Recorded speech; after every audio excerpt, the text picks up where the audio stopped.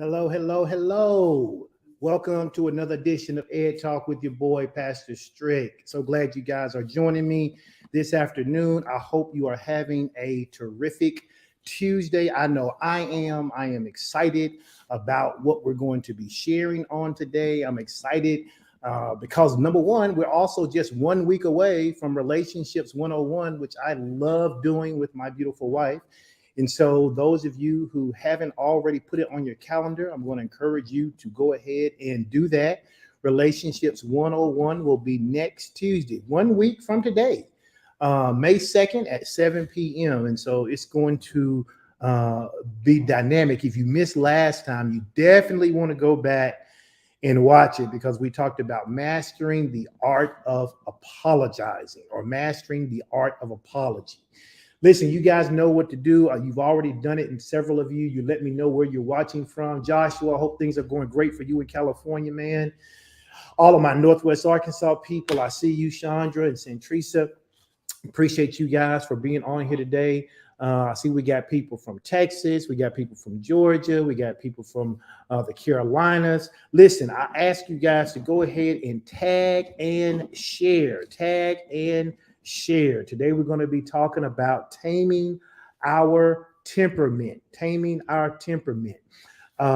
This whole series of teaching got started because I shared something that the Lord had shared with me literally probably about a year or two ago. And it was 4 areas in my life that he basically said I needed to get control over. I needed to stop allowing life to control me. And I needed to learn to get some control in these particular areas. And so I shared it with my church. It resonated with a lot of people. A lot of people said, hey, that I agree with that. That sounds like something I need to do. And so at our church, we spent about a year talking about these particular issues. And so after doing a couple of Ed Talks, after doing a couple of Relationships 101, I thought it was a great segue to get into talking about these 4 areas of our life that we need to tame. And so, if you're brand new to Ed Talk, welcome. If you've never joined us before, if this is your first time, it's okay. You can just jump in here, and you can go back and listen to the podcast or the Facebook Lives at a later date. But I want to just give a little recap. It's funny because my wife says it all the time. I am a teacher, right? Not just a teacher in the body of Christ. I am trained academically as a school teacher. I taught elementary school for several years, and all of my follow-up was around delivery of instruction. And so I'm a firm believer in repetitive teaching. I'm a firm believer in repetitive teaching. And so every time I get started, I like to recap some of the things we talked about, because let's just be honest. We all live busy lives. We all got a lot of things that we're doing. A lot of things takes up our time, and we don't remember everything that we hear, right? And so these 4 areas, I want to just name them for you. Again, we talked about 2 weeks ago about taming our thoughts, and that's such an important aspect of life, because if you don't tame or train how to respond to your thoughts, or what do you do when you get certain thoughts, then you end up living out your life in a way that's not conducive to the way you would want to live your life. And so that's extremely important, right? And so we talked about what it means to tame your thoughts. And then we talked last week about how to tame the tongue. How do we tame our tongue? How do we govern ourselves to watch the words that we say? How do we make sure that we are saying the right words, especially in pressure situations? We talked about how our thoughts and our tongue dovetail. They fit together. That if I don't train my thoughts, I won't be able to train my tongue. But that even if I'm training what I'm saying, but I have a bombardment of negative thoughts and I don't know what to do with them, eventually they're going to spill out of me, because the Bible says out of the abundance of our heart, our mouth is going to speak. And so if I got all these thoughts that I'm not dealing with appropriately, they're getting shoved down into the place where what we call our heart, the center of our life, our soul, not our spirit, but our soul.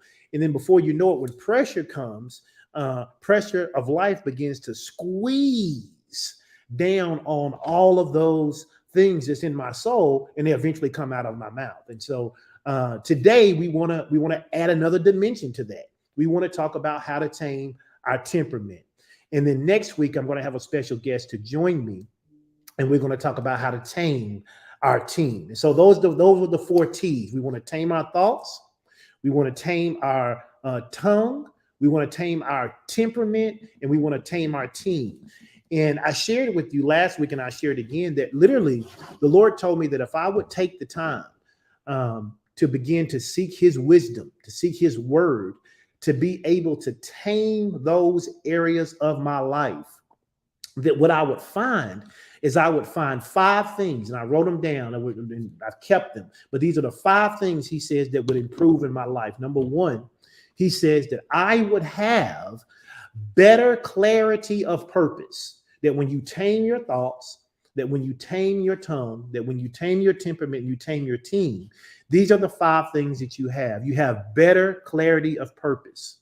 And then when you have better clarity of purpose, then you have better decision making. And I don't know about you, but we could all use better decision making, right? And I was talking to someone this week, and I was saying to them that the thing about Ed Talk is I don't come on Ed Talk really to preach to you. That's not the purpose of Ed Talk. The purpose of Ed Talk is about how do you take responsibility for your own personal development.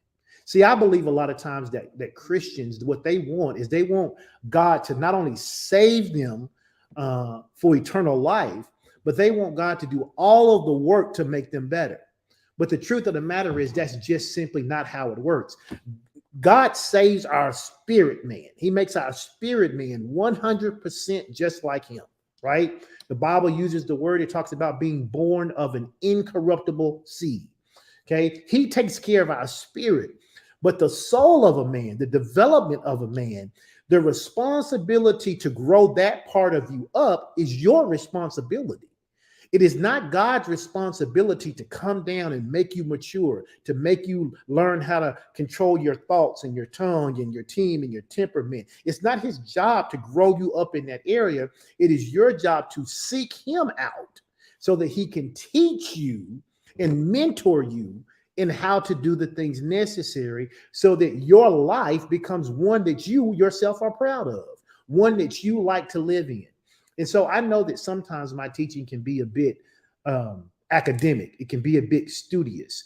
But the reason for that is because if you don't learn to actually take the tools and the skills that have been proven through research to work, then you're going to always be loving God, but always be frustrated because you don't see the effects of God in your life. And so my job is to help bridge the two.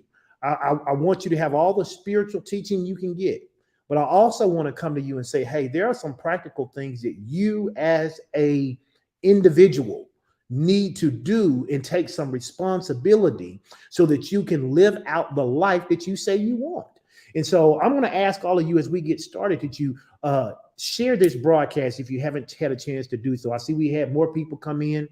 I see my friend from New Orleans is in here. I see some people from Florida have joined. Listen, help me get this word out to everybody who can benefit from it, right? Everybody who can benefit from it. So I was talking about the 5 things. I hadn't forgot. Talk about the 5 things the Lord said will happen if we learn to tame our tongue, learn to tame our temperament, learn to tame my tongue, learn to tame my thoughts. If we learn to tame those 4 things, he says you'll have clarity of purpose. You have better decision making. And then number 3, he said you will have improved focus. So many times the enemy is fighting for our focus. He is fighting to pull us away and pull us into so many things that take away from our time and from our goals and from our family. Because if he can't get you to come on his side, what he'll try to do is get you to be so focused on everything around you that's not really in your lane that you still end up forfeiting reaching the end result that you want for your own life or that God wants for you. And then he said the 4th thing you'll have is you'll have reduced stress and anxiety. And when he told me that at this particular time in my life, even though I was saying I wasn't stressed, even though I was saying I didn't have anxiety, and I looked up the word anxiety this week because I was studying something else, and the word anxiety means an unease. And I started thinking about the guiding word that the Lord had shared with our church, and he literally said, watch how ease will come up on you. And so literally, when you learn to tame your temperament, you learn to tame your environment, you learn to tame your team, rather, or you learn to tame your thoughts and your tongue, there's an ease that comes up on you. The anxiety of life leaves, the worry of life, the unsettling of events that haven't even taken place yet. Those things tend to go away because you learn to put your trust in a different place. You're not trusting. Not only are you not trusting in your own ability, but you've worked on your ability so that you yourself don't derail yourself. And that is key. And so he said that 4th thing would be reduced stress and anxiety. And then the last one, he said, you will have improved relationships, improved relationships. And the great thing about having improved relationships is that literally he wasn't just talking about, oh, my job, which is kind of what was happening at that time. He was like, you'll have improved relationships with your wife. You'll have improved relationship with your kids. You'll have improved relationships with the people in your church. You'll have improved relationship with people in your family. And literally, it was out of that that later on down the road, Relationships 101 was birthed. And it was so important because one of the things that's important to me is to have good relationships with the people that I love. You know, people laugh and I joke and I say all the time, I'm not a people person, and I'm really not a big people person, but I am a people person with the people I people with, if that makes sense. I am a people person with the people I people with, right? And so if I want to improve those relationships, he says there are some areas you're going to have to take care of. And so once again, let me just make this announcement. Some more people have come in and you may have missed it. I want to remind you about next Tuesday. Next Tuesday night at 7 p.m., we will have another edition of Relationships 101. It'll be our fifth one of the year. And if you've missed any of them, you should go back and watch them. But I can tell you, I've gotten more comments and more responses from people about this last one, probably than all four of the other ones combined. And we usually have somewhere around 200 to 300 people who join us for that live broadcast, and then many more who end up catching it after the live broadcast in the next month before we do the other one. And so we were talking about mastering the art of apologizing, and so many people have said how that's been a blessing to them. So I encourage you to come out, set your alarms. It's virtual, so whatever you're doing at home, you don't have to leave your home. You don't have to leave whatever you're doing. Even if you're with your kids in the gym or something and they're practicing or they're doing something, you can tune in. You can tune in. Relationships 101 on next Tuesday, May 2nd. And so let's get into talking about what we're going to talk about today, which is how we tame our temperament. Okay. And here's the good news. I received a testimony, I'll call it, from a lady and her husband. And they said that sometime in January, someone shared with them Relationships 101. And they started following, Pastor Sean and myself.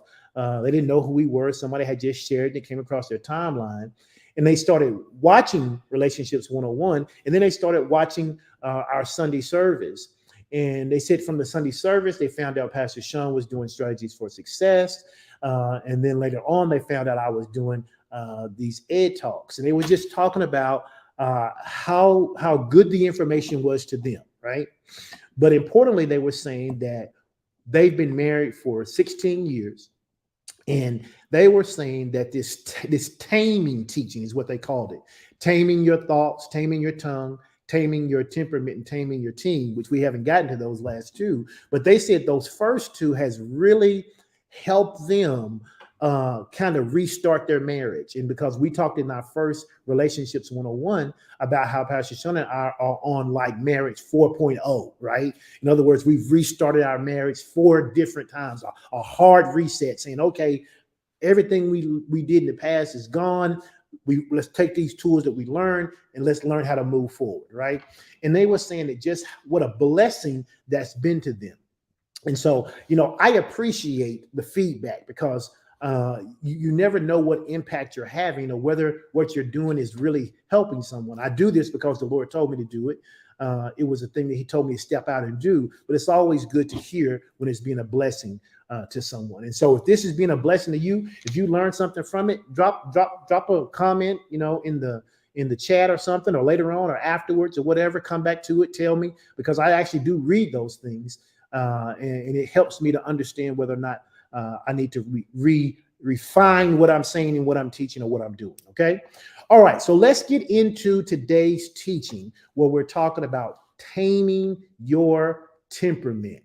How do you tame your temperament, and what is our temperament? So let's begin with the definition. Okay. Let's define it, because I'm a firm believer that if you don't define a word, people can walk away with various meanings. And so I like to define the words that we are using.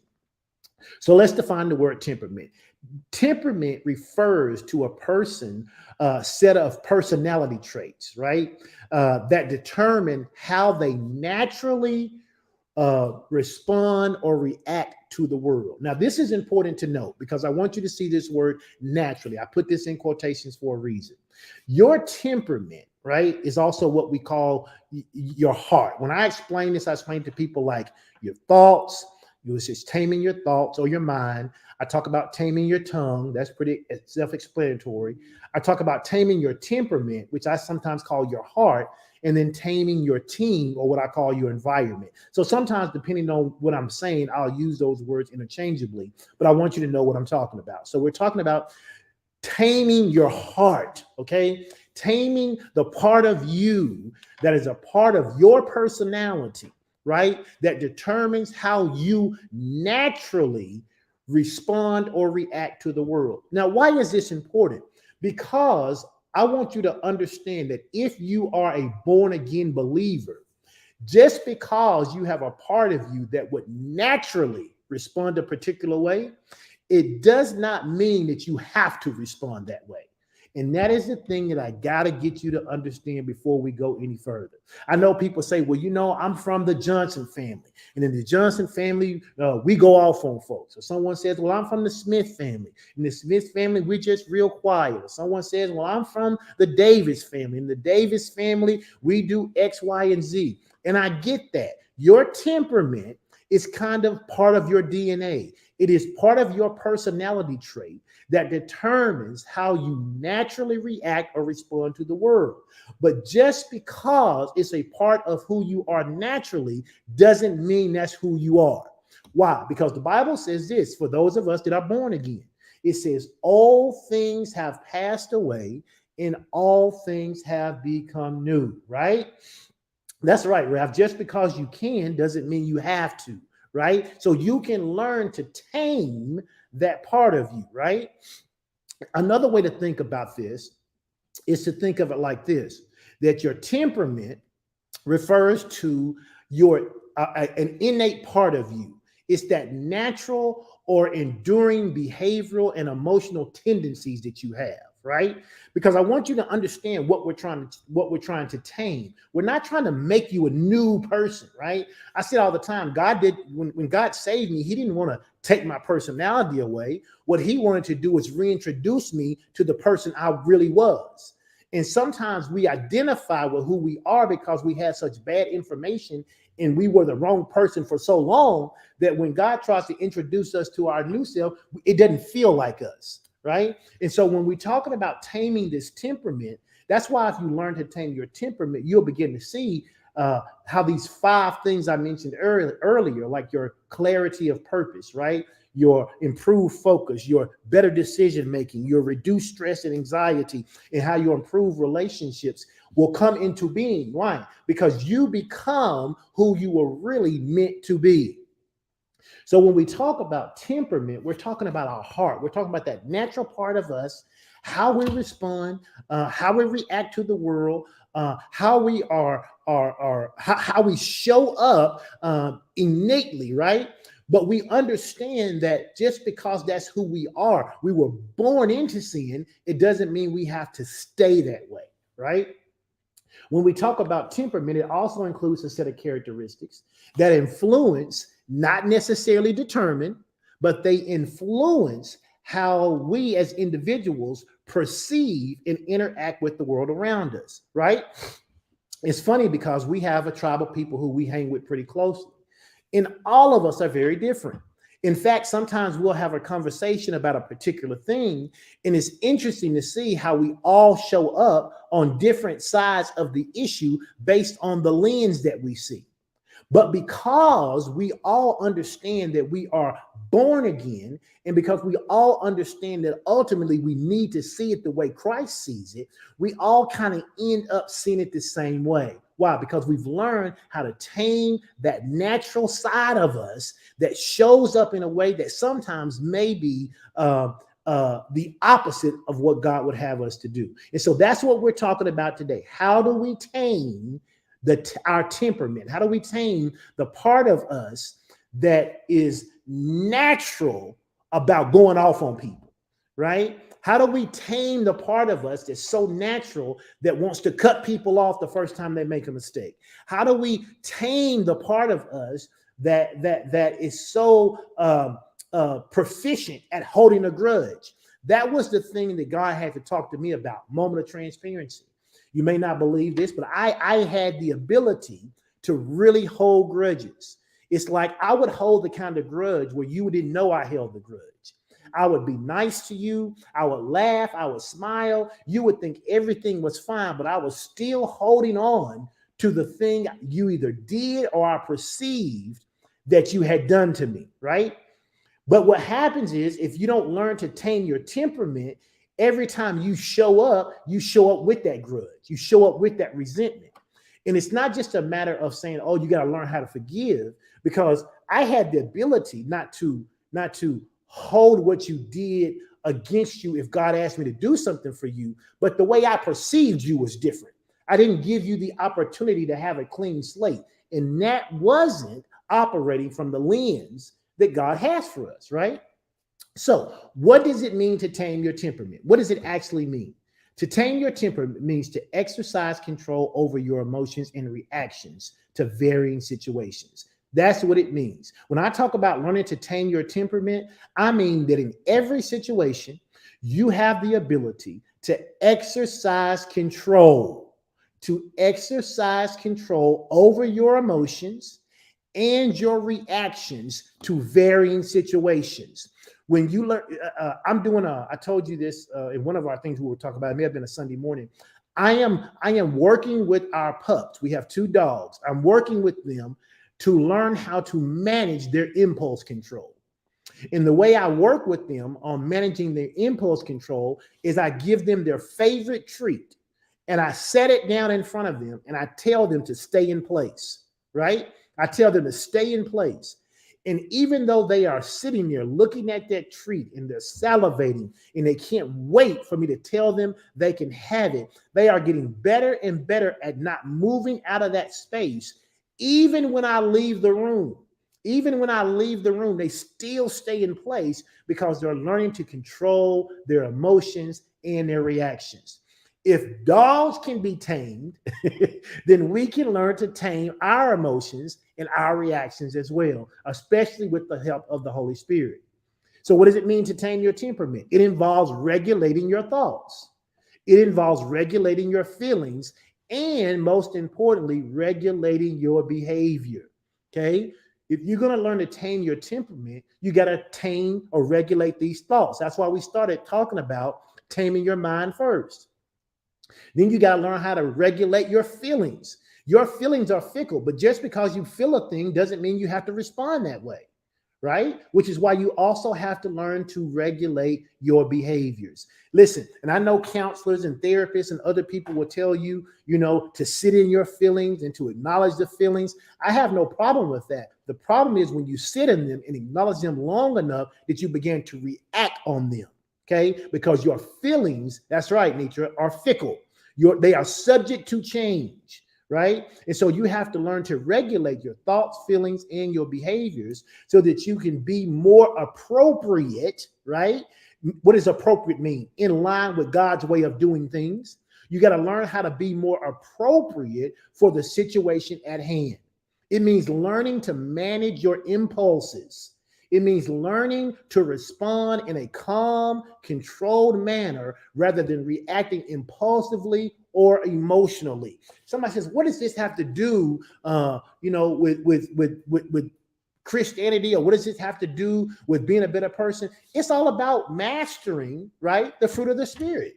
That's what it's really about. It's about self-control. If you don't learn how to tame your temperament, people will understand how to push your buttons and get you to respond and do something that negatively impacts you. One of the things you have to understand is that if you don't learn how to control your emotions, then your emotions will control you. And whoever can control your emotions then ends up controlling you. That's why in our family, we don't allow ourselves or our kids to use language like, "You made me mad."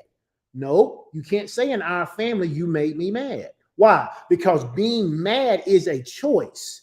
And on top of that, even if you are mad, responding to the madness is a choice. You control you, right? You can choose to say, "I chose to get mad in this situation," because at least then you're owning the ownership, right? But if you don't learn to control and to calm down your impulses, your emotions, and your behavior, you will always be subject to your temperament. Now, while it can be challenging, I'm not saying it's the easiest thing to do. While it can be challenging to change your temperament entirely, learning to control and manage it will have a positive impact on both your personal and your professional life. I can't tell you the number of times I've seen people in a professional setting get worked up in their emotions and then fire off an email or decide to have a conversation in an area that's not conducive to having the conversation, right? And it comes back to bite them. Why? Because they didn't learn to tame their temperament. They didn't know how to push the pause button. They didn't know how to say, wait a minute, if I just take a deep breath for 30 seconds, I'll make a better decision.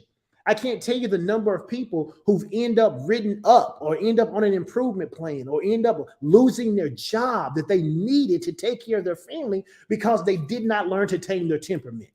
How many situations have you gotten in because you didn't learn how to tame your temperament? Somebody comes and says to you, they say to you that someone is saying something about you, or they overheard somebody say something.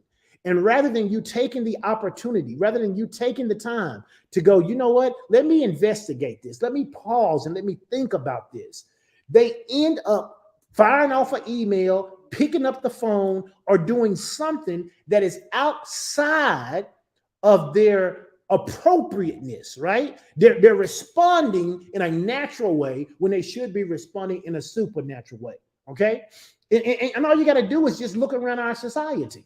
Look around our society. You got grown men, and I'm going to talk about this. You got grown men who are professional athletes making millions of dollars, and they are using social media to fuss with each other based on what they heard some sports announcer say. And they didn't even have a conversation with each other. Why? Because just because you can dunk a basketball, or just because you can catch a football, or just because you can hit a hockey puck or hit a baseball and make millions of dollars, it doesn't mean you know how to tame your temperament.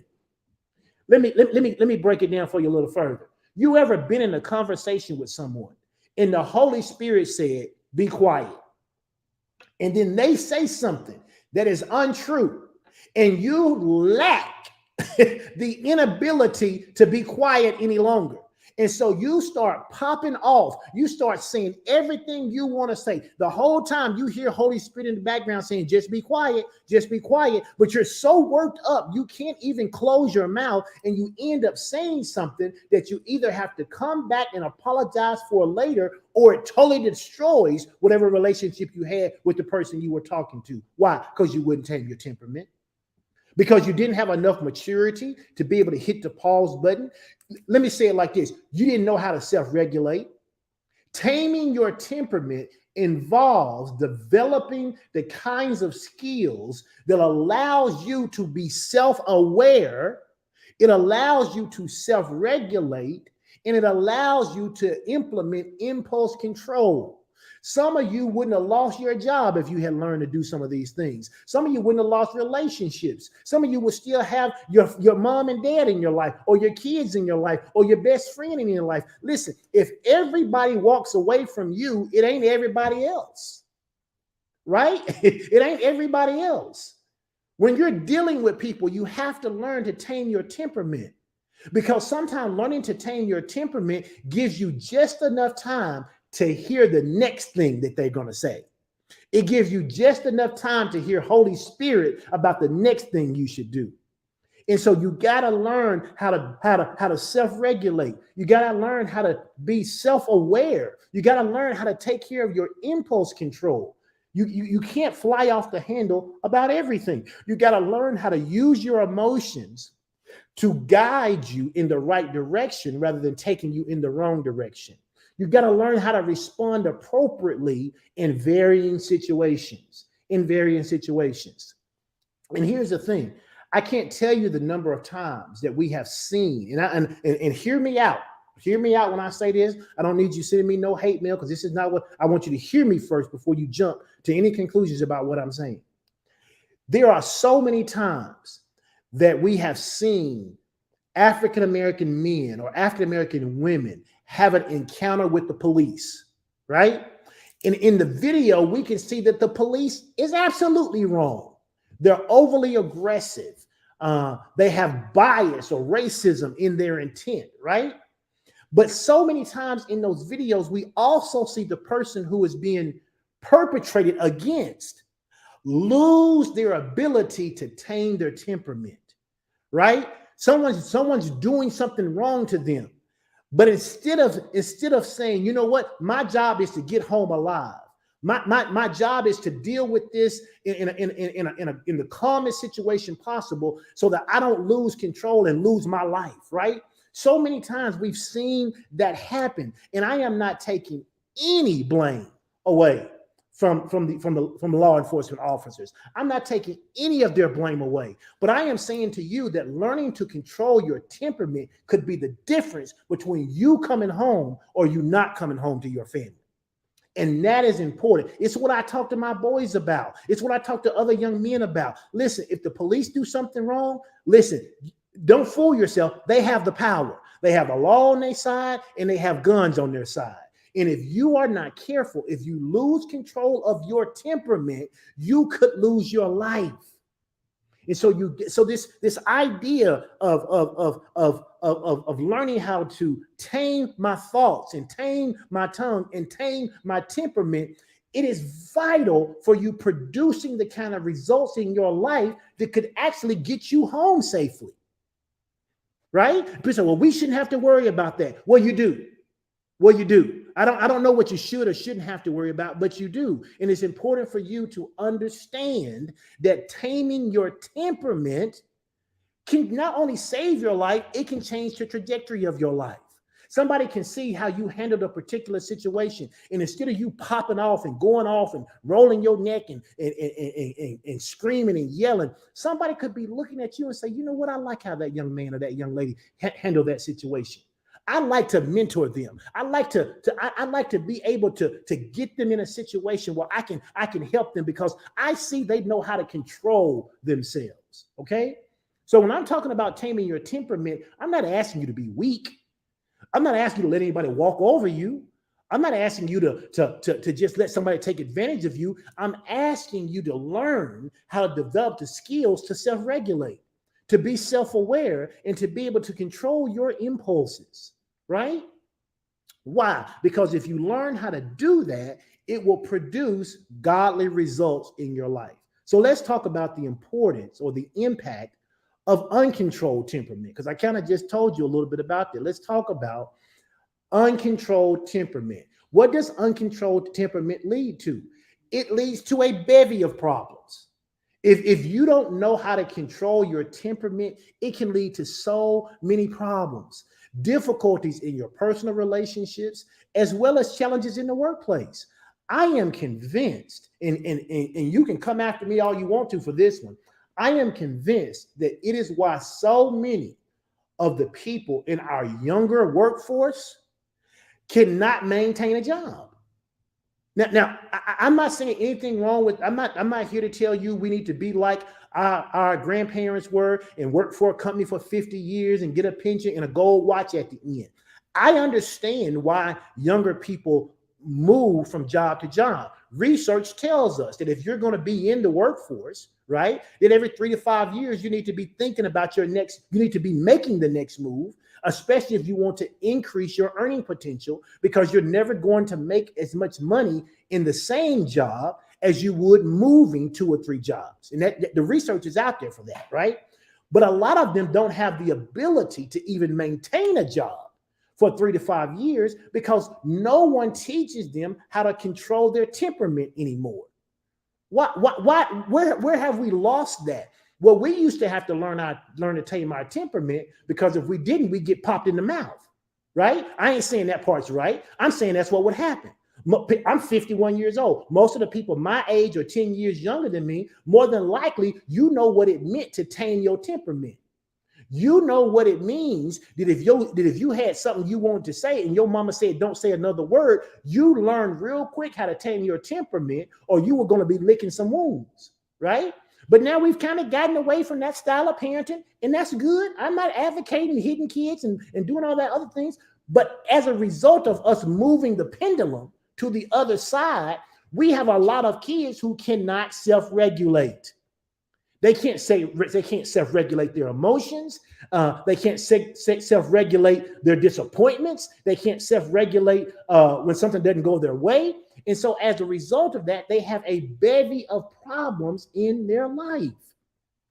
But learning to manage your temperament effectively If you learn to do that, you can learn to improve, again, both your personal and professional life. So let's talk about some of these things, okay? What's the number one thing we need to do if we are going to learn to tame our temperament? Number one, you got to learn to identify your triggers. You have to learn to identify your triggers. The first step in taming your temperament is to identify the situation or the people that trigger strong emotional reactions in you. You have to know what triggers you. You have to be able to pay attention to your emotions and notice what situations or people cause you to feel angry, cause you to feel anxious, that's that unease, or cause you to feel stressed. You have to be aware of your triggers. Pastor Sean says a lot of us want to know other folks' triggers, but not ourselves. And that's true. So many people want to know what triggers other people, but not ourselves. You need to know what triggers you. Because if you know what triggers you, then you can prepare yourself, right? You can prepare yourself for the right responses. This is important. This is a very important step in taming your temperament because it helps you to recognize when you might need to take a step away, when you might need to manage your emotions. One of my triggers, and Pastor Sean has talked about this in our Relationship 101, I am triggered, right, when someone accuses me of doing something I didn't do. And let me explain why that is. It's not because I don't want to be blamed. I am, and I think people who know me will say this. If I get called out on something and I did it, I'm going to pretty much take responsibility for it. I might try to laugh about it. I might try to reduce it. I might try to lessen the impact of it by making a joke or something. But I'm going to own up to it. If I did it, I did it. But I am triggered, you hear me, when you say I did something that I did not do. Now, some people say, well, you need to get over your triggers. Not necessarily. I'm triggered by it, but I've learned how to tame my temperament. Right. And so because I have learned, I don't know if I glitched or not, maybe it was the internet, but I have learned how to tame my temperament so that when someone accuses me or they do something, I assume that they're accusing me. Like they say something as simple like, why didn't you take out the trash? Well, did you look to see if I had taken out the trash? Because in between the last time you saw the trash and I took it, and right now I've already taken the trash out. So why did you say, why didn't I, instead of asking me the question, did I? Okay. I'm just trying to help you. Okay. I'm just trying to help you understand my trigger. You got to figure out what your trigger is. So when you accuse me of something, right?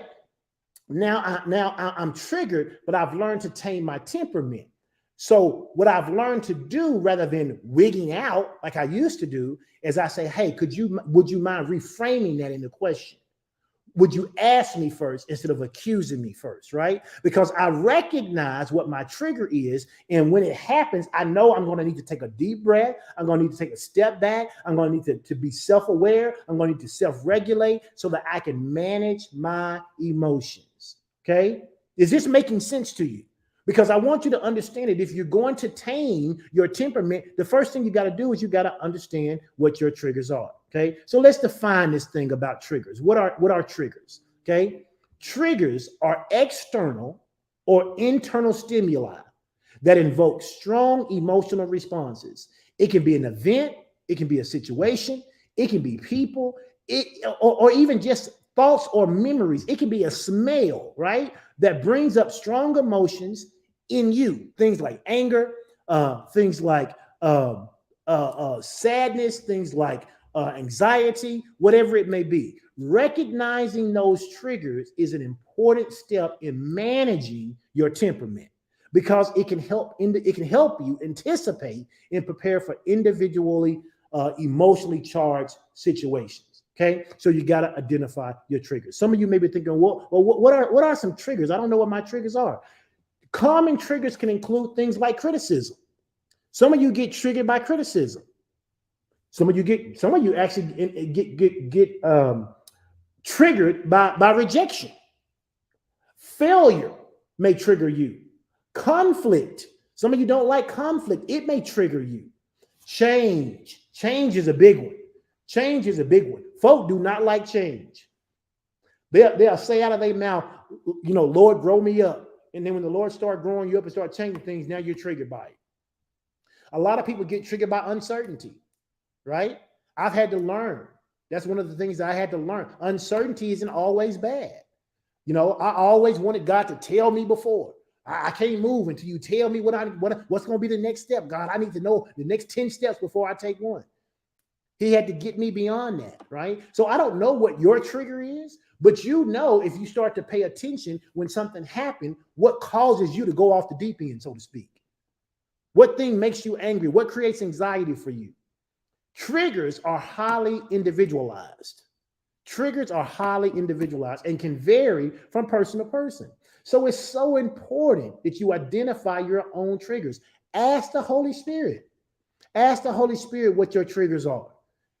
And then be aware and pay attention when people are telling you that you're being triggered.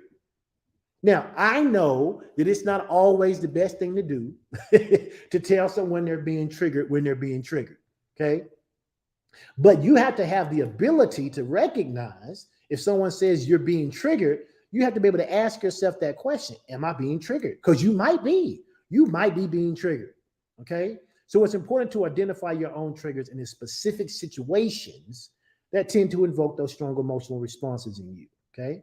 And then the next thing you got to do is you learn to identify and recognize those triggers. By recognizing your triggers, you can develop strategies to manage the emotional response. I'm a big proponent that people don't spend enough time practicing how to respond. They wait until the situation shows up, and then whatever their response is, they're either happy with it or disappointed with it. But nobody would do that in a basketball game. Nobody would say, well, I'm not going to practice a free throw. I'm just going to wait till I get fouled and go to the free throw line and see what happens. Okay, I'm just going to wait and see what happens. You have to practice in your mind. You need to run. If you know what your triggers are, you should in your mind visualize, because visualization is a powerful tool. In your mind, you should visualize somebody doing the thing that triggers you. And then you ought to visualize how you would respond appropriately. Now, don't play with me. I know you've done it before because you visualized the wrong way. You have visualized, if so-and-so say something to me, this is what I'm going to say. If so-and-so do this to me, this is what I'm going to do. You visualized it before in the wrong way, and that's why when it happens, you do it the wrong way. I'm a slap in her face. You say something to me. That's exactly right, Hope. Exactly. And because you say that, when they do it, you do that. So I'm telling you, you can learn to tame your temperament through visualization. Visualization is a powerful strategy that helps you learn to manage your emotional response. For example, if someone knows that criticism is a trigger for them, they may develop strategies for responding calmly and constructively to the criticism, such as taking a deep breath, counting to 10 before you respond, or saying, thank you for that feedback. Can I get back with you? You got to work on it. You got to practice. I know Allen Iverson talked about practice and, why I got to practice. You got to practice. You are not Allen Iverson to your emotions. You are not a superstar over your emotions. You need to practice, okay? So that's the first thing you got to do. You got to identify your triggers. Let's talk about the second thing. The second thing you got to do is you got to learn to develop self-regulation skills. That's what we were just talking about. You got to develop these self-regulation skills. If you don't learn to develop self-regulation skills, then you always end up in a situation where you're needing to either redo something or apologize for what you've done, right? You got to learn that not only do you need to have this particular set of skills so that you can work through whatever you're going through, but you got to practice. You got to learn to manage yourself. Nate says, why do triggers change? I'm finding that it seems as if my triggers have evolved. Well, they do. And not only do they evolve, there are probably things you don't know you're triggered by. You can have life experiences. And when you have life experiences, they can bring on new triggers, right?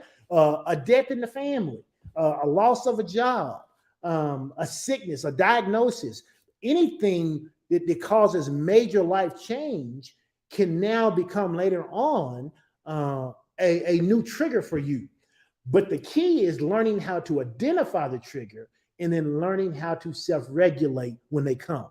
Learning how to self-regulate when they come. Okay, so you gotta develop some self-regulation, and when you learn how to develop self-regulation, you find yourself in a much better situation. Okay, I actually went to number 3 first. I had it different in my notes. Now let's go to this one. You got to practice self-awareness. Okay, that's what we were talking about. You got to identify your triggers. You got to practice self-awareness. You got to be aware of what your triggers are, and you got to develop some skills to learn how to deal through them. And that when it gets us to number 3, which is developing self-regulation. Okay, so those are the top 3 things. Okay, those are the top 3 things you must learn to do. Let's revisit them since I got them out of order. Number 1, you got to identify your triggers. Okay, we talked about that. You got to identify your triggers. Then you got to practice. Somebody put in the comment, practice. You got to practice self-awareness. You got to practice self-awareness. Exactly. I love that. Lemoyne said drinking or smoking to deal with it is an idea. We're not talking about self-medicating. In fact, we were having this conversation with someone when we were out in Vegas. We were saying that, there are people who literally come home from work and drink a bottle of wine a night. They drink a bottle of wine a night and they think that they are self-regulating through that process, but that's not actually developing. That's not a coping skill. Using an external depressant, because that's what alcohol is, using an outside depressant to help get you through the night, or eating. That's right, or eating. Passion. We talked about that whole thing where people eat just to comfort themselves or soothe themselves. That's not the kind of practice we're talking about. We're talking about the mental practice, the practice of me seeing how to identify my triggers, me being self-aware of what those triggers are and what they do to me and what situations they occur, and then developing, right? We're talking about developing self-regulation skills, okay? Not drinking, but maybe I learned to take deep breath. I learned to use things like mindfulness and those kinds of things, right? Because there are some skills that are involved in practicing self-awareness. There are some skills in developing how to self-regulate. When we start to talk about developing self-regulation skills, we're talking about, how do I manage my behavior? How do I manage my behavior? Do I go shopping? Do I spend money? Because some people, that's how they manage their behavior. How do I manage my thoughts? How do I manage my emotions in a way that supports my personal goals and values, right? Because self-regulation involves learning to control your own emotions and impulses. And I've got to develop some skills from that. We don't talk about it in the church a lot. But a lot of men and women, I'm finding out as I'm having a chance to minister to people, a lot of men and women spend a lot of time watching pornography.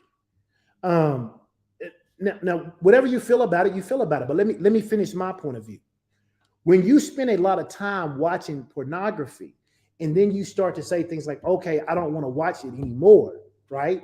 Research has a lot to say about how it diminishes the intimacy between a husband and a wife, what it does for men ability to prolong the act of sex with their spouse. There's a lot of cons to porn. Okay, I'm gonna get all into that, but I'm saying to you to say that if you have been bombarded with those images, and research says that most boys now, it used to be 9 years old. This thing I saw latest said 6 years old, that most boys by the age of 6 are being bombarded with nudity, right? They're being bombarded with nudity. And that gets ingrained in their mind. And men are visual creatures, even at 6. And so now they're craving the desire to see this thing, but they don't want to do it because they realize, it can hinder my relationship. I got born again. That ain't what God want me to do, right? And it doesn't create a situation for them that is conducive. So the question becomes, when I have this thing that's pulling on me, telling me I need to go watch it, and let's be clear, watching pornography, right, whether you're a man or a woman, it impacts the part of your brain in the same area that if you took a line of cocaine. Watch this, that if you took a cookie and ate a sugar cookie, right, the same part of your brain is being stimulated. If they put you under one of those machines that can see your brain light up, whether you're watching porn, whether you are eating a cookie, or whether you are snorting cocaine, the same part of your brain is lighting up. And so people, when they say they are addicted, that they want to stop, but they can't, they're not joking. In their own self-ability, they can. And so I talk to people about self-regulating. What do you do if you want to stop watching porn? What do you want to do if you want to stop eating all that sugar? What do you want to do if you want to stop smoking weed? If you want to stop taking lines of cocaine? If you want to get off of meth? Because all of those things are impacting the same part of your brain. What do you do? Well, it's great for us to say, pray and ask God. Yes, that is true. But what do? You have to have some self-regulating skills. And one of the things I tell people, as I say, listen, if you watch porn late at night when your spouse goes to sleep, take your computer and your phone and put them in a safe, or walk them downstairs, right? Or regulate so that you only are on your computer when other people are around. You have to put up some structures. You have to put up something in place until you have the wherewithal and the spiritual growth that you can overcome that thing. Okay? Is that making sense? I didn't want to spend my whole EdTalk talking about porn, but I'm talking about setting up boundaries that help you self-regulate. If you know every time you go over there to just Netflix, you end up Netflixing and chilling, then you go to the movie theater. Don't go to her house, okay? No, ain't no cooking dinner and just Netflixing, because you done tried that 10 times and you end up in her bed every single time. Every single time. Not one time have you not. So then you got to set up boundaries. When Sean and I decided to redo our entire marriage, we set up boundaries about how we could talk to each other. You could no longer be yelling and screaming and getting in my face. I could no longer be yelling and screaming and getting in your face. We could no longer say the one thing that we knew was going to hurt the other person. Why? Because it wasn't conducive to the relationship, and we had to learn to self-regulate. Exactly. Quintina said, we are out here habitually training ourselves not to be in his will. Do you hear? We are habitually training ourselves. So you are practicing. You're just practicing the wrong way. But we are out here habitually training ourselves not to be in his will. So we got to learn to self-regulate. You got to find ways. Have an accountability partner. If you know you spend too much money when you go to the mall, leave all your credit cards and your cash at home. If you're going with if your girlfriend say to you, hey, will you run to the mall with me? And you know that you go to the mall and end up spending more than she spend, leave your credit cards and cash at home. Take enough money, right? Take enough cash that you could pay somebody to use their phone to get an Uber home if you needed to. I don't know what you got to do, but whatever you got to do, you got to self-regulate. All right. And here are some strategies for developing self-regulation. Number one, you can learn to communicate more effectively. A lot of people don't know how to communicate. And because they don't know how to communicate, they don't manage their emotions, and they don't manage their response to other people's emotions appropriately. Okay. So learning to actually use your words, to actually say what you mean in the tone and the structure in which you mean it, is a skill. And you can learn to do that effectively. Okay. Here's another strategy for developing self-regulation. It's one of the ones that I actually used and still use from time to time. It's called CBT. It's cognitive behavioral therapy. Now, that sounds real technical, but it's not. All it is a form of therapy that helps you as an individual identify and change negative thought patterns. My wife will tell you, I hope she will tell you, that I have changed. I used to be such a pessimistic person. And I can say that on my own. Now, the change part, she would have to tell you whether I've changed in that way. Okay? It's called cognitive behavioral therapy. All it is a technique that teaches you how to identify more with positive thoughts than you do with negative thoughts. If you think negative all the time, your behavior is going to be negative. You know, literally, I still catch myself sometimes. I don't know what we were doing. We were doing something the other day.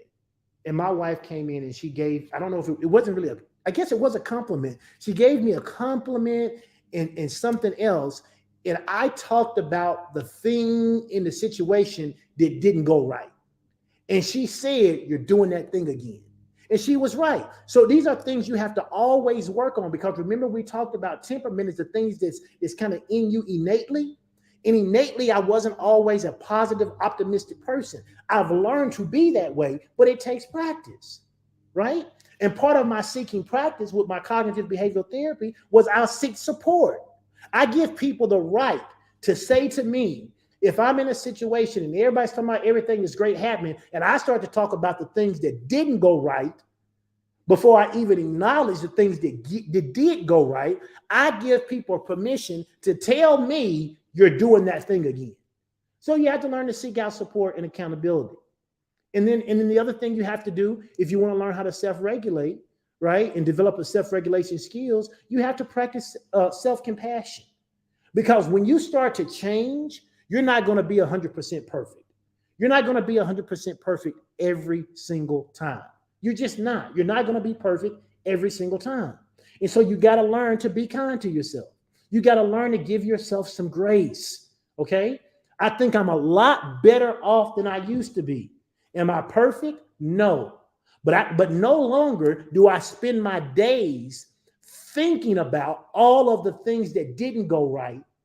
And I'll be honest with you. There were probably times, and that's why I say all the time, people look and they go, "Oh, Pastor Evan, Pastor Sean, y'all got a great relationship, blah, blah, blah, blah, blah, blah." You probably have no idea how difficult it was for her to live with me. Now, she may say it was difficult for me to live with her. I don't know. I won't tell her story. But I know that looking at my own life and my own growth, I had to be a pretty difficult person to deal with. Because if 100 things happened and 97 of them went right, my conversation was about the 3 that didn't. That's a pretty tough situation to be in. And the reality of it is, the more I counsel people, the more I talk to people, I'm finding it's a whole lot of people who say they love God who still end up acting like me rather than like the me now. Why? Because they didn't learn how to tame their temperament. They didn't know how to change. They didn't know how to self-regulate in all of these different areas, and they just let the worst become who they were, even in their thinking. Okay? So those are the 3 things you got to do. You got to learn how, number 1, you got to learn how to identify your triggers. Okay. Number 2, you got to practice self-awareness. Number 3, you need to develop self-regulation skills. And part of developing self-regulation skills is learning how to practice self-compassion. And once you learn how to practice self-compassion, then you can do number 4, which is cultivating empathy. Now, this is important. When we talk about empathy, we're not talking about sympathy, right? Empathy is not talking about you being an empath, okay? It's not about you walking into a room and you feeling everybody's pain, everybody's sorrow, everybody's misery, everybody's joy, everybody's jubilation. It's not talking about you being an empath, right? Empath, if you call yourself an empath, according to the witches, you're calling yourself a witch. So that's not what we're talking about. What we're talking about is your ability to simply understand, okay, and share the feelings of other people. What do I mean? Someone loses their mother, okay? You understanding the pain of what it would be like to lose your mom, even if you haven't lost your mom, right? It's not you being sad as they are. It's about you understanding their sadness and understanding what they're going through. It involves being able to put yourself in someone else's shoes and being able to see the world from their perspective. When you cultivate empathy, you understand why someone may have went off on you. It ain't got nothing to do with you. You understand that they're going through something right now.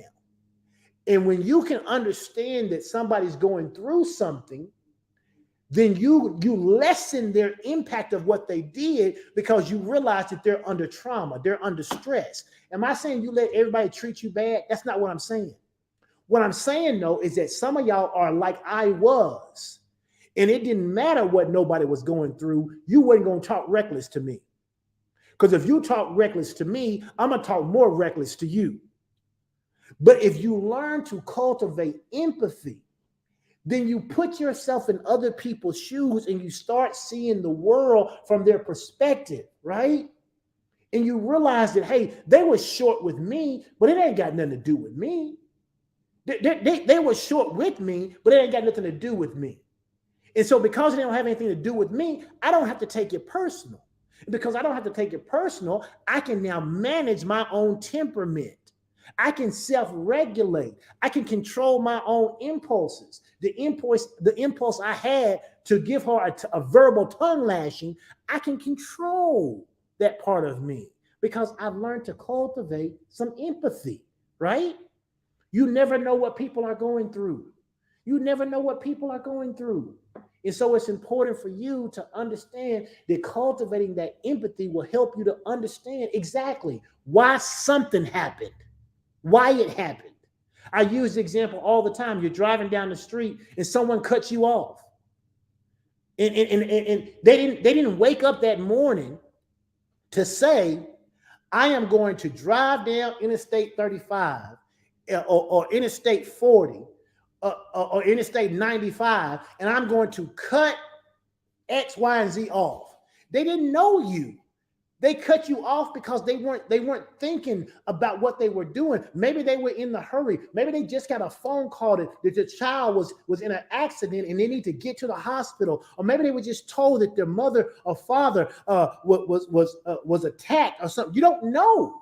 And so if you learn to cultivate empathy, it helps you to hit that pause button. Okay. And then number 5, our last one, you have to learn to develop a growth mindset. I'm not even going to touch on that because I did an entire video on developing a growth mindset. I did an entire video. So go back and listen to some of the previous Ed Talks, right?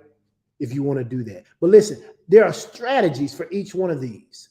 There are strategies for learning how to identify your triggers, right? There are strategies for that, but you got to put some time and effort into it. There are strategies for learning how to practice self-awareness. Read you some books, some articles, right? But you can learn to do it. There are strategies for learning how to develop self-regulation skills. But it's got to be important enough to you. If you can look up memes to post on Facebook, you can look up skills to help you develop self-regulation. Okay? And then there are skills to cultivating empathy. There are skills to cultivating empathy. And then there also are skills to developing a growth mindset. Okay? There are skills for that. Now, one of the things I did is I wanted to just give you just a couple of additional resources. Okay? A couple additional resources. Listen, you have the power. I say to people all the time, in your hand, right? Here's my phone up here.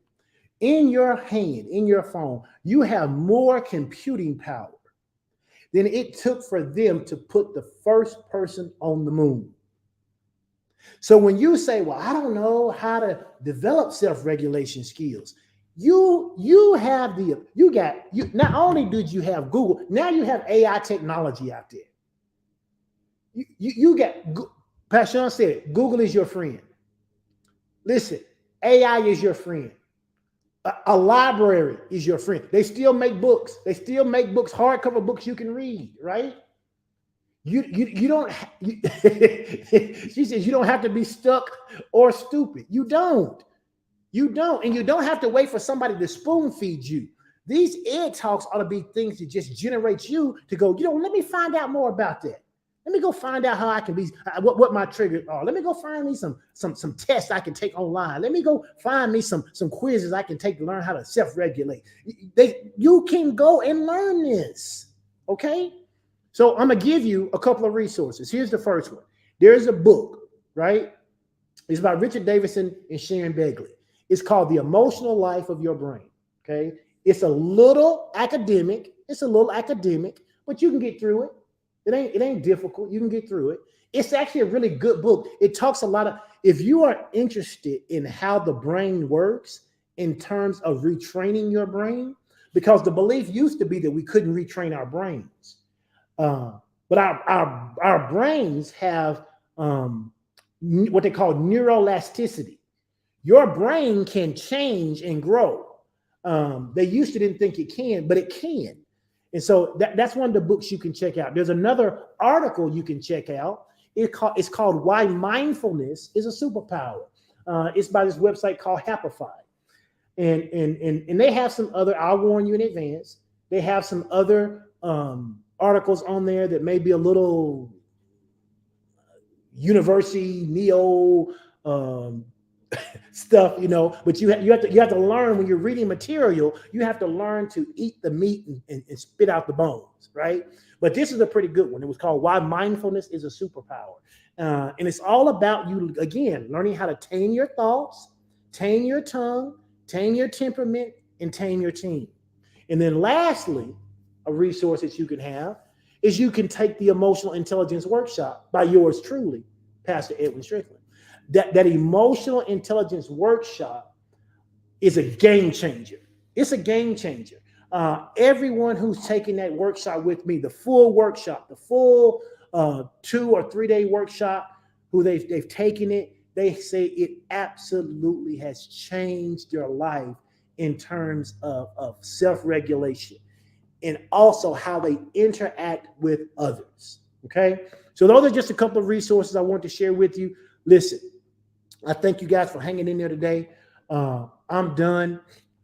When I'm done, I'll put the links up when they're in another thing. I'll put them back up, or I'll put them on my page. Go to my page sometime today. I know y'all go there. Y'all go there when I put in all the crazy memes, and y'all laugh at those. So I'll put this information there, and those who want it can access those links. Okay. All right, listen, I appreciate you guys. Next week, I got a special guest coming. We're going to talk about how you tame your team. Woo, how you tame your environment, how you tame your team, right? Because all 4 of these are important. I got to learn to tame my thoughts. Lord knows I got to learn how to tame this tongue. I got to tame this temperament. I got to govern this thing. I got to self-regulate this body. I got to self-regulate everything about my behaviors. And then we're going to talk about how to tame your team, because it matters who you do life with. It matters. It matters who's on your team. It matters who's in your tribe. It matters who's speaking into your life. It matters who has access to your ear gate and your eye gate. It absolutely matters. So join me again next Tuesday, 12 o'clock noon Central Standard Time for another Ed Talk with Pastor Strick. And then next Tuesday night, join me and Pastor Sean for our 5th edition of Relationships 101. I promise you, you don't want to miss it. God bless you. Be blessed. Have a great day.